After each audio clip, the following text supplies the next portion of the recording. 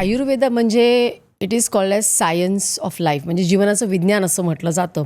आणि बऱ्याच हजार वर्षापासून ती आपली एक परंपरा आलेली आहे. म्हणजे पूर्वी अगदी ऋषीमुनींपासूनची जी परंपरा होती, त्याच्यानंतर चरकसंहिता, सुश्रुत संहिता आली, त्याच्यामध्ये संकलन केलं गेलं. पण आज आज आयुर्वेद म्हटलं की आपल्याला काय दिसतं? समाजामध्ये काय आपल्याला वाटतं की आजीबाईचा बटवा, नुक्से किंवा काहीतरी उगाळून दिलेलं. म्हणजे मला आठवतंय लहानपणी मी मुलांना ते सोनं उगाळून, आणि ते सुद्धा तेवढ्याच मात्रेमध्ये उगाळायचं, तेवढंच प्रेशर वगैरे असं करायची. म्हणजे थोडंसं हर्बल मेडिसिन टाईप. तर असे गैरसमज आहेत. पण एवढ्या हजारो वर्षांपासूनची जी ही उपचार प्रणाली आहे, त्याच्यामध्ये काहीतरी एक प्रकारचं त्याच्यामध्ये काहीतरी एक तत्त्वज्ञान असलं पाहिजे, किंवा त्याच्यामध्ये काहीतरी असं एक सायन्स असणार, नाही का? तर ते जरा आम्हाला समजावून सांग. आत्ता जसं तुम्ही म्हणालात त्याप्रमाणे आयुर्वेद हा शब्द जो आहे त्याच्यामध्ये आयु आणि वेद असे दोन वेगवेगळे शब्द आहेत. त्यांनी एकत्र जोडून आयुर्वेद हा संस्कृतमधला एक शब्द आहे. तर आयु म्हणजे आयुष्य आणि वेद म्हणजे जाणणे. आपल्याला माहिती आहेत ऋग्वेद, यजुर्वेद, सामवेद, अथर्ववेद हे 4 वेद आपण शिकलोत किंवा आपल्याला माहिती आहेत शाळेपासून.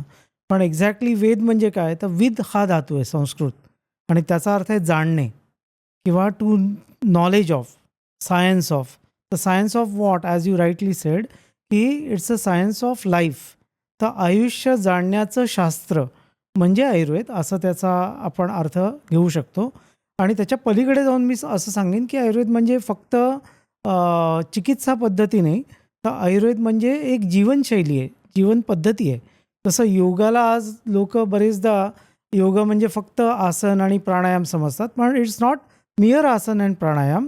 तर ती पण एक जीवनशैली आहे, जीवन पद्धती आहे. तसं आयुर्वेद हा सुद्धा एक जीवन पद्धती आहे, हा जीवनाचा प्रवास आहे, राईट. आणि बरेचदा असं होतं की आयुर्वेद म्हणजे काय, जसं आत्ता आपण बोलताना बोललो की बा आजीबाईचा बटवा म्हणजे आयुर्वेद किंवा काही नुकसे म्हणजे आयुर्वेद. तर it's a very wrong interpretation त्याच्याबद्दल. म्हणजे मोठ्या कॅनव्हासवरचा एक टिपका म्हणजे ते वर्णन करणं कदाचित लागू होईल. त्याची कैक पटीने अथांग असा जो त्याचा व्याप्ती आहे ती आयुर्वेदाच्या बाबतीत आपल्याला बोलताना लक्षात घ्यायला लागेल. बेसिकली बऱ्याच जणांना जनमानसामध्ये आता असं बरेच गैरसमज, आता मी गेले 32 वर्ष प्रॅक्टिस करतो आयुर्वेदाची. तर बऱ्याच जणांच्या डोक्यात असं असतं की बा आयुर्वेद म्हणजे फक्त हर्बल मेडिसिन का? आत्ता बोलता बोलता इवन यू सेड की हर्बल मेडिसिन म्हणजे आयुर्वेद का? तर गणिताच्या संकल्पनेत जाऊन जसं आपण होल नंबर सेट आणि नॅचरल नंबर सेट 1, 2, 3, 4 हे नॅचरल नंबर आणि होल नंबरमध्ये 0, 1, 2, 3, 4 येतात. तर natural number set is a subset of whole number. तसं आयुर्वेदाचा one of the subset could be herbal, but herbal is not at large than Ayurveda. कळलं की नाही? कारण आयुर्वेदामध्ये फक्त हर्ब्स नाही आहेत, आयुर्वेदामध्ये फक्त एक्स्ट्रॅक्ट्स नाही आहेत. तर आयुर्वेदामध्ये त्याच्याही पलीकडे जाऊन बऱ्याच गोष्टी आहेत.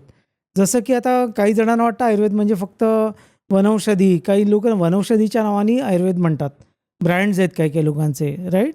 सो ॲक्च्युली आयुर्वेदामध्ये त्यांनी जे चिकित्सा वापर करताना जे वापरणारी औषधं आहेत त्याचं क्लासिफिकेशन, त्याचं जर वर्गीकरण आपण पाहिलं तर त्याच्यामध्ये आपल्याला असं आढळतं की वानस्पतीज औषधं म्हणजे ज्याला आपण हर्ब्स म्हणतो त्या तर आहेतच, प्लांट मेडिसिन आहेत म्हणजे मेडिसिनल प्लांट्स आहेत. पण त्याच्याशिवाय प्राणीज द्रव्य जसं ॲनिमल ओरिजिन ज्यांचं आहे, जसं गाईचं तूप, गाईचं दूध किंवा म्हशीचं दूध, उंटाचं दूध, बकरीचं दूध, असे अनेक 8 प्रकारची दुधांची वर्णन आहेत. किंवा मध आहे किंवा तूप आहे, तुपाचे पण त्यांनी अनेक प्रकार केलेत. किंवा गोरोचन म्हणजे गाईच्या पित्ताशयातले खडे, ओके, त्याला म्हणतात गोरोचन. किंवा व्हेल मासा जो आहे, देवमासा, त्याच्या पोटातला एक पदार्थ त्याला म्हणतात अंबर.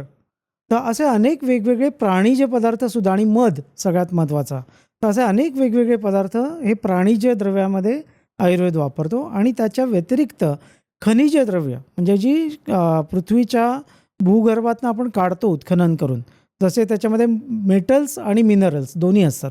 जसं सोनं आहे, चांदी आहे, तांबं आहे, त्याच्यानंतर लोखंड आहे किंवा इवन लेड म्हणजे शिसं आहे, जस्त आहे, झिंक ओके, किंवा टिन आहे.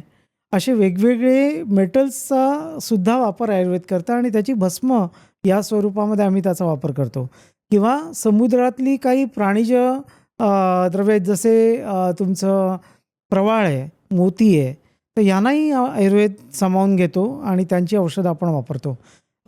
गंधक आहे, किंवा इतर काही मिनरल्स आहेत, त्यांचा वापर आयुर्वेदात होतो. तर बेसिकली सांगायचा मुद्दा हा, की फक्त हर्बल म्हणजे आयुर्वेद नव्हे, पण आयुर्वेदामध्ये कदाचित काही प्रमाणात हर्बल येऊ शकतं, पण त्यांच्या संकल्पना मात्र वेगवेगळ्या आहेत. उदाहरणार्थ आता आजकाल पाहतो आपण लोकं, की जो उठसूट उठतो आणि सकाळी ते कोरफड जेल पितो, ॲलोवेरा जेल पितो, राईट? किंवा अमुक-तमुकचं जोजोबा ऑइल आहे, किंवा बऱ्याच गोष्टी आहेत ज्या हर्बलमध्ये येतात. पण त्या हर्बलमध्ये येताना युज्युअली पीपल त्याचे एक्स्ट्रॅक्ट काढून त्यातले आयसोलेट्स घेऊन मग त्याच्यावर काम करून ते हर्बल म्हणून वापरतात. व्हेअरएज आयुर्वेदामध्ये त्यांना वापरायची जी पद्धती आहे ही प्रचंड प्रमाणात वेगळी आहे. त्यामुळे बऱ्याच जणांचा हा गोंधळ होतो, की हर्बल आणि आयुर्वेद एक आहे का? तर अजिबात नाही, राईट? त्याच्यानंतर बरेच जण असं म्हणतात, की हे नुक्से म्हणजे आयुर्वेद आहेत का?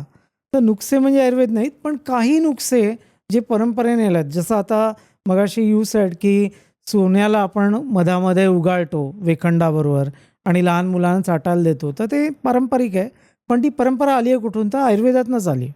सो काही आयुर्वेदिक फॉर्म्युले किंवा फॉर्म्युलेशन्स जी सेफ आहेत, निर्धोक आहेत, असं सिद्ध आलं आहे वर्षोनवर्ष, पिढ्यानंतर पिढ्या, त्या गोष्टी आजीबाईच्या नुकसांमध्ये गेलेल्या आहेत. आणि मग आपण म्हणतो, की हां, आयुर्वेद म्हणजे आयुर्वेद आजीबाईचे नुकसे.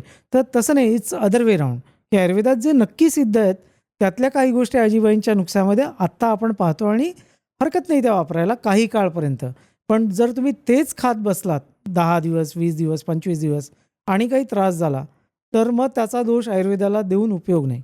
कारण तुम्हाला योग्य वेळेला, योग्य ठिकाणी इंटरव्हेन करून डॉक्टरला त्या वेळेला भेटणं गरजेचं आहे. ही क्लिप शेवटपर्यंत बघितल्याबद्दल खूप खूप धन्यवाद. संपूर्ण एपिसोड बघण्यासाठी खाली दिलेल्या लिंकवर क्लिक करा आणि सर्व काही चॅनलला सबस्क्राईब करायला विसरू नका.